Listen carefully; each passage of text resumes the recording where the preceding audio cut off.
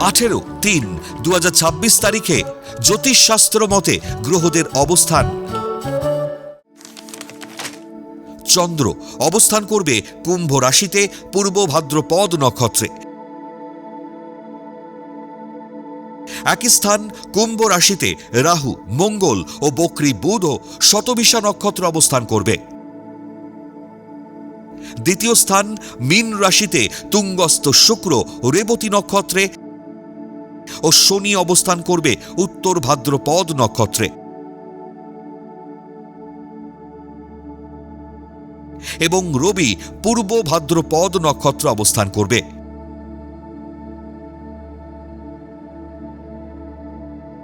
পঞ্চম স্থান মিথুন রাশিতে বৃহস্পতি অবস্থান করবে পুনর্বসু নক্ষত্রে।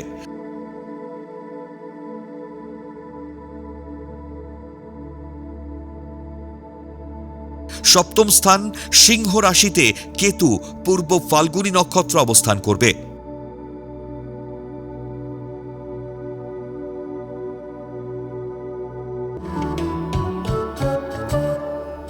18-3-2026 তারিখে জন্মগ্রহণ করলে রাশি কুম্ভ, নক্ষত্র পূর্ব ভাদ্রপদ, তিথি কৃষ্ণা চতুর্দশী, গণ নর।